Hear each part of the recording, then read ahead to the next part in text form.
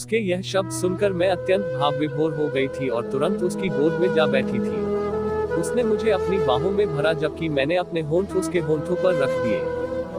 उसने कोमलता के साथ मेरे होंठों को अपने होंठों में लिया और उसकी जीभ मेरे होंठों में आ फंसी और उसने तुरंत मेरे होंठों को पीना शुरू कर दिया।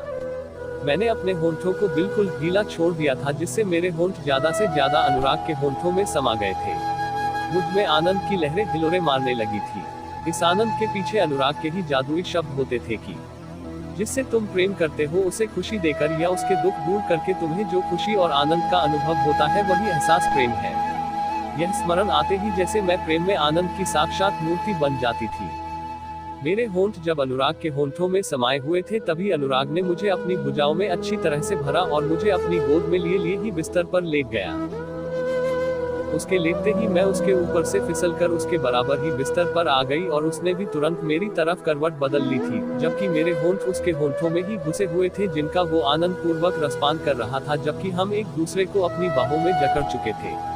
हम दोनों एक दूसरे के सम्मुख थे किंतु हमारे बीच में कोई जगह नहीं बची थी। मेरा सिर अनुराग की बाईं भुजा पर रखा था, इसी भुजा से उसने मुझे कसकर खुद से चिपका रखा था। मैं नहीं जानती थी कि उसे मेरे होंठों का रस पीते हुए कितना आनंद आ रहा होगा, किंतु मैं तो उसे अपने होंठों से पिलाकर आनंद विभोर हो जाती थी। चूसते चूसते कभी मेरे होंठों को जोर से अपने मुंह में खींच लेता था तो मुझे तकलीफ होती थी, किंतु यह तकलीफ भी फाइनली आनंद ही दे रही थी। मैं दीवानी हुई जा रही थी। मैं जानती थी कि समय गुजर रहा था, किंतु मैं जानना नहीं चाहती थी कि घड़ी में समय क्या था। हमारी नासिकाओं के छिद्र एक दूसरे पर रखे थे। एक दूसरे की नाक से निकलने वाली वायु से हम सांस ले रहे थे। वैज्ञानिक कहते हैं कि यही प्राण वायु फेफड़ों के रास्ते हमारे दिल में पहुंचती है और खून में घुल जाती है। लेकिन अनुराग तो पहले से ही मेरे दिल में रहता था, तो क्या वह अब मेरे खून में भी घुल रहा था, क्योंकि जो हवा अनुराग की नाक से निकल कर आ रही थी वो उसके दिल से ही तो आ रही थी। किंतु जो भी था बहुत सुखद था और सुख का समय तो जल्दी ही गुजर जाता है। और अनुराग ने मेरे होंठों को मुक्त कर दिया। मैं उससे नजरें मिलने पर मुस्कुराई। मुझे महसूस हो रहा था जैसे कि मेरे होंठ धीरे धीरे सूज रहे थे। होंठों पर गीलापन था जो कि अच्छा लग रहा था। अनुराग ने अपनी हथेली मेरे गाल पर रखी और मेरे चेहरे को टकटकी लगाकर देखने लगा। मैंने उससे पूछा, क्या हुआ, क्या देख रहा है? वह बोला, कुछ नहीं, परमेश्वर की जीवंत मूर्ति देख रहा हूँ। मुझे सुख और सौभाग्य देने के लिए कैसा अद्भुत रूप धारण करके आई है।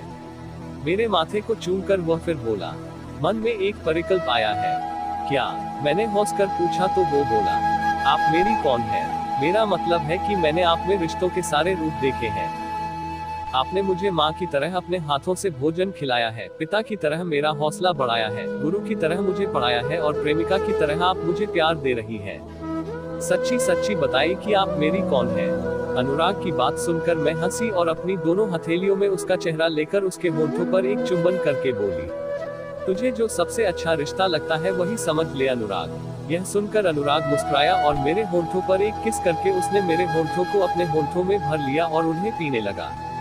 मुझे कोई एतराज नहीं था। मैंने उससे वादा किया था कि तुझे एक रात और मिलेगी, तब जी भरकर अपनी सारी ख्वाहिशें पूरी कर लेना।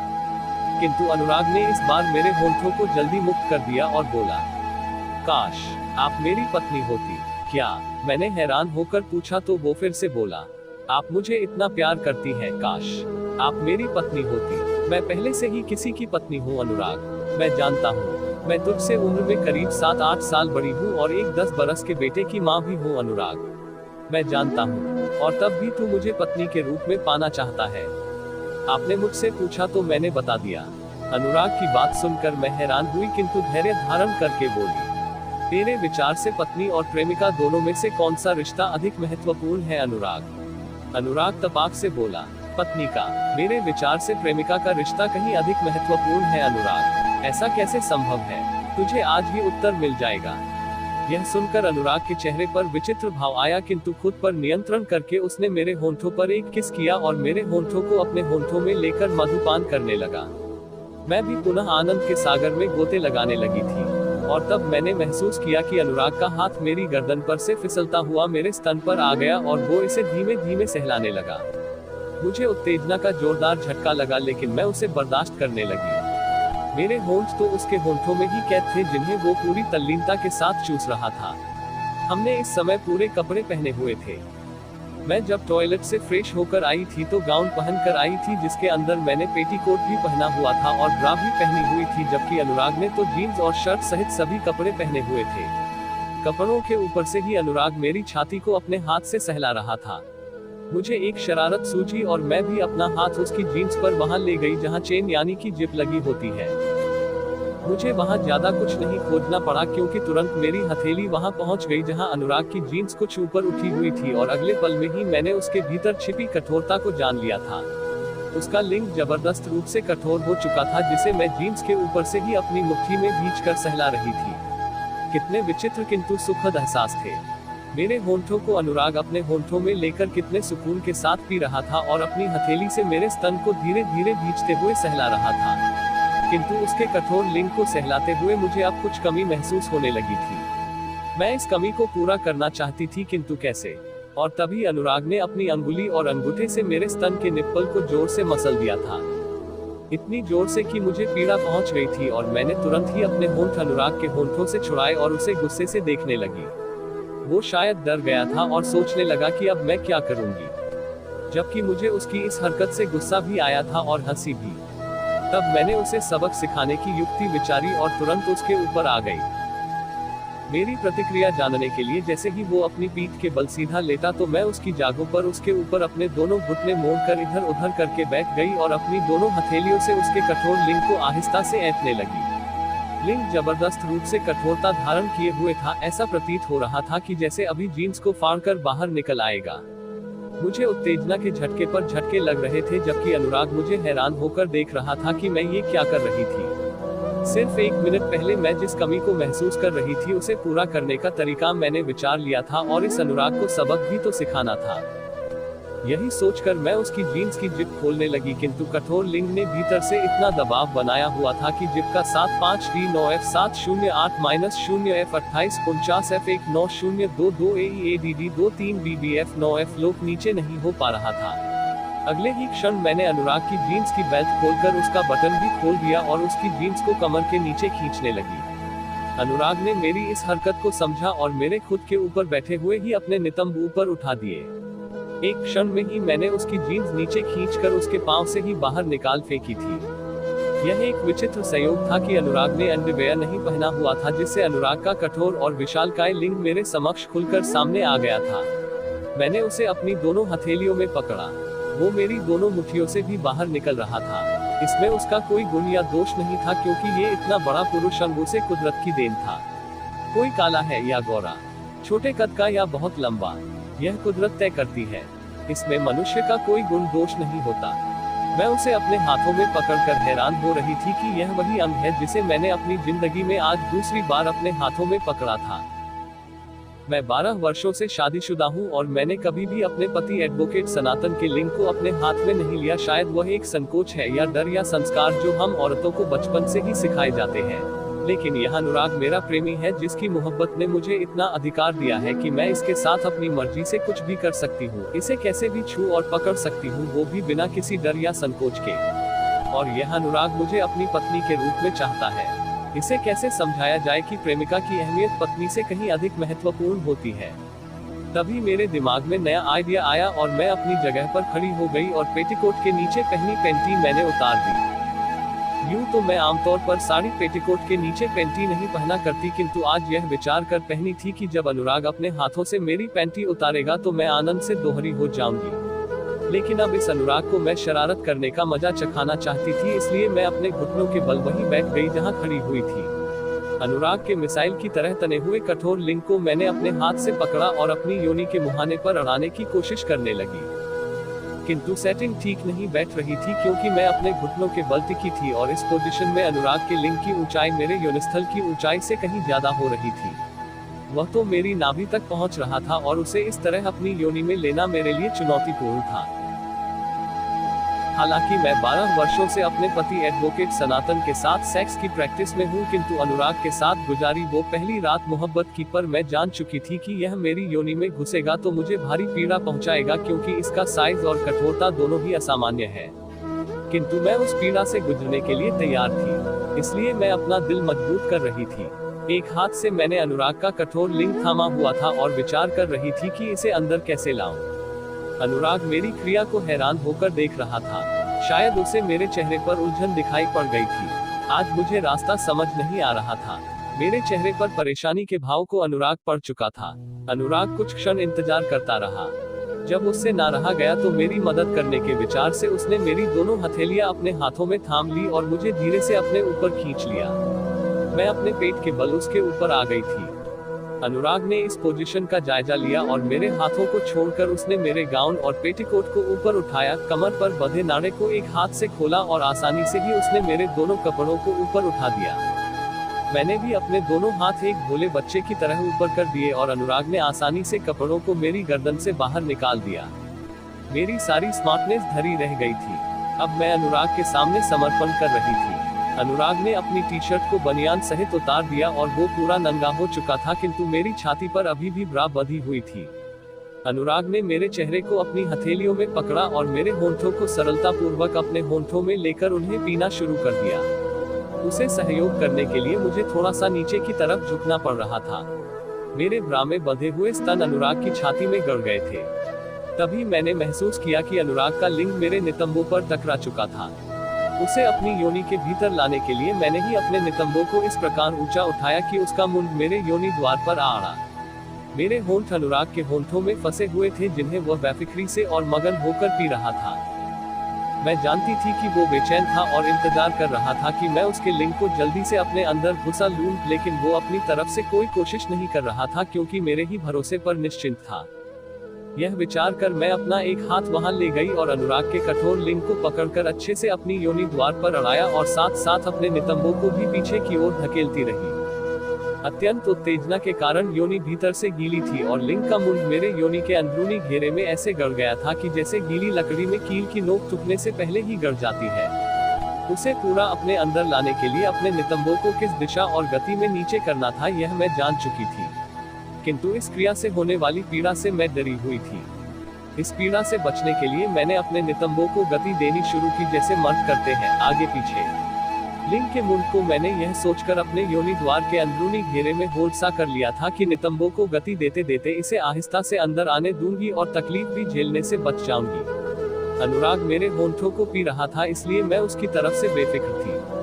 मैं यह विचारते हुए आनंद में खोई थी कि नीचे से ही अनुराग ने एक धक्का मारा और उसका लिंग मेरी योनि में थुक गया। मुझे पीड़ा का सॉलिड आघात लगा और मैंने अपने होंठ अनुराग के होंठों से बाहर खींच लिए और उसे गुस्से से घूरने लगी।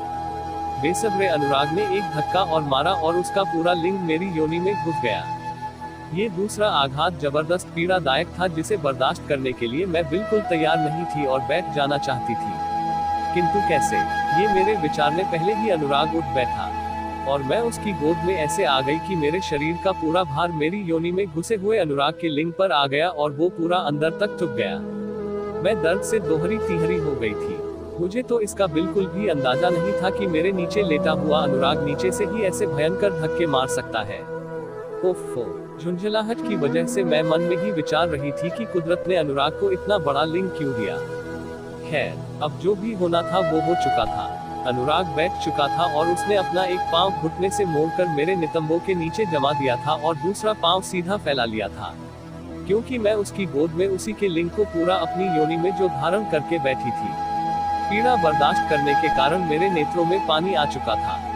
मैं गुस्से में भर चुकी थी और नीचे की तरफ देखती सोच रही थी कि मर्द के सामने औरत लाचार ही है।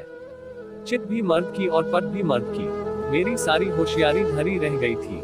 अनुराग ने मेरी ठुड्डी को पकड़कर मेरा आंसुओं में भीगा चेहरा अपनी तरफ किया। मैंने अपनी आंखें खोली तो देखा कि अनुराग के चेहरे पर प्रसन्नता प्रकट हो चुकी थी। तब उसने मुझसे पूछा, क्या हुआ मैडम, सब ठीक तो है? तब मैंने उसे गुस्से में कहा, ये तूने क्या किया? वो फिर हंस कर बोला, क्या किया? ये इतनी जोर से? तू इतना बेसब्रा क्यों है अनुराग? मेरे गालों पर बहते आंसुओं को अपनी अंगुलियों से पूछता हुआ वो बोला, ओफो, गलती हो गई, माफ कर दीजिए देवी जी। किंतु मैं अभी भी अपनी योनि में ठुके हुए अनुराग के उस विशालकाय और अत्यंत कठोर लिंग के साथ सहज होने की कोशिश कर रही थी। पीड़ा के साथ अपना तालमेल बिठाने की कोशिश कर रही थी, इसलिए अनुराग के शब्दों पर ध्यान नहीं दे रही थी। किंतु अनुराग फिर से बोला, जरा मुस्कुराइए देवी जी, आप लखनऊ में हैं। उसके मुंह से ये शब्द सुनकर मेरी हंसी फूट पड़ी थी और पीड़ा का एहसास कम हो गया था। उसने मुझे अपनी बाहों में भर लिया था। फिर हम दोनों को अपनी हालत का स्मरण हो आया। मैंने उसके कठोर लिंग की तपिश को अपनी योनि और पेट में महसूस किया। मैंने अपने घुटने मोड़कर बेड पर जमा लिए थे। दूसरी तरफ अनुराग ने मेरी पीठ के पीछे मौजूद अपने हाथों से मेरी ब्रा भी खोल दी थी और अत्यंत सरलता पूर्वक उसे मेरे कंधों में से निकाल दिया था। अब मैं भी पूर्ण रूप से उसकी गोद में नग्न अवस्था में बैठी थी और मेरे स्तनों के निप्पल अनुराग की छाती के बालों से आहिस्ता आहिस्ता रगड़कर मुझ में जैसे एक बिजली पैदा कर रहे थे। अनुराग ने मेरे होंठों को फिर से अपने होंठों में लेकर उनका रसपान शुरू कर दिया था। अब स्थिति सामान्य हो चुकी थी। पूरे शरीर में ऊपर से नीचे तक आनंद का उन्माद दौड़ने लगा था। मैं अपने नितंबों को आगे पीछे ऐसे गतिमान कर रही थी जैसे मर्द धक्के मारता है। इसका उद्देश्य अनुराग के लिंग को ज्यादा से ज्यादा अपने अंदर महसूस करना था। कुछ ही समय पहले जो अंग मुझे अत्यंत पीड़ादायक और भयावह लग रहा था, अब मैं उसे ज्यादा से ज्यादा अपने अंदर संभाल लेना चाहती थी। यही अंग मेरे लिए आनंद का स्रोत बन चुका था। अनुराग ने मेरे होंठों को मुक्त कर दिया तो मैं उससे मुस्कुराते हुए देखने लगी। तब अनुराग मुझे सहज हुआ जानकर बोला, क्या अब आप सहज हैं? मैंने शर्माते हुए अपनी गर्दन हाँ में हिला दी तो उसने मुझे अपनी बाहों में भर लिया और मैं निश्चिंत होकर अपने अनुराग की गोद में बैठी थी। मैंने अपना सिर उसके कंधे पर रख लिया था, किंतु मैं अपने नितंबों को गतिमान रखे हुए थी। मेरी योनि पर्याप्त मात्रा में तरल पदार्थ छोड़ रही थी, इसलिए सब कुछ ठीक चल रहा था। अनुराग धीरे धीरे अपनी हथेली से मेरा सिर सहला रहा था। तब उसने मुझसे पूछा, क्या आप बता सकती हैं कि प्रेमिका का महत्व पत्नी से अधिक क्यों है? मैं उस समय अनुराग के आनंद में पूरी तरह से डूबी हुई थी। फिर भी अपने नितंबों को उसी प्रकार गतिमान बनाए रखते हुए मैंने उत्तर दिया, पति पत्नी का संबंध फर्ज निभाने के ऊपर टिका होता है अनुराग। वह रिश्ता एक बंधन है जिसकी सफलता कर्तव्य निभाने पर टिकी है। मुझे बीच में रोककर अनुराग बोला, तो क्या पति पत्नी आपस में प्रेम नहीं करते? बिल्कुल करते हैं। मैंने ऐसा कब कहा कि नहीं करते, लेकिन उस रिश्ते में प्रेम और समर्पण करना भी एक फर्ज निभाने जैसा होता है अनुराग। वे लोग प्रेम करते हुए भी एक दूसरे का सहारा पाना चाहते हैं, जबकि प्रेमी और प्रेमिका जब प्रेम करते हैं तो उनके रिश्ते में कोई फर्ज या बंधन नहीं होता अनुराग। वो एक दूसरे को सहारा देने के लिए प्रेम और समर्पण करते हैं और बदले में कुछ भी नहीं चाहते। यह फर्क है अनुराग। तो क्या इंसान को शादी नहीं करनी चाहिए? मैं यह निर्णय नहीं कर सकती अनुराग, क्योंकि यह निर्धारित करना मेरी सीमा से परे है। अनुराग जानता था कि उसका लिंग मेरी योनि में जकड़ा हुआ था, जिसे मैं अपनी योनि में भींचकर नितंबों को गति देकर सहला रही थी। हम दोनों के अस्तित्व में इस समय आनंद घटित हो रहा था। शरीर के कतरे कतरे में आनंद दौड़ रहा था। अनुराग ने मेरे होंठों पर चुंबन किया तो मेरी रीढ़ की हड्डी में एक रोमांच की लहर दौड़ गई थी। मैंने खुद को ऊपर उठाया और लिंग को अपने भीतर लिए ही मैं अनुराग की गोद में खुद को थोड़ा और एडजस्ट किया। हमारी नजरें मिलने पर हम दोनों ही मुस्कुराए। अनुराग ने फिर से मेरे चेहरे को अपनी हथेलियों में लिया और मेरे होंठों को अपने होंठों में लेकर रसपान करने लगा, जबकि मैंने भी वही पुरुषों की तरह गति शुरू कर दी। मेरी योनि में फंसा हुआ अनुराग का गर्म और तपता हुआ कठोर लिंग अपने प्रचंड तापमान से मेरे पूरे शरीर का तापमान बढ़ा रहा था, जिससे मेरी सांस भी गर्म हवा छोड़ रही थी। यही हाल अनुराग का भी था, क्योंकि उसकी सांस भी गर्म हवा छोड़ रही थी।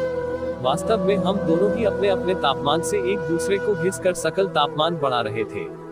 यही वह दुर्लभ स्थिति होती है जब एक औरत और मर्द, चाहे वे पति पत्नी हो या प्रेमी प्रेमिका, वे अभेद हो जाते हैं, एकाकार होकर एक दूसरे में समा जाते हैं। ये जो अनुराग मेरे होंठों को अपने होंठों में लेकर उनका रसपान करता है, ये एहसास हमारे प्रेम शास्त्र का सबसे महत्वपूर्ण अध्याय है।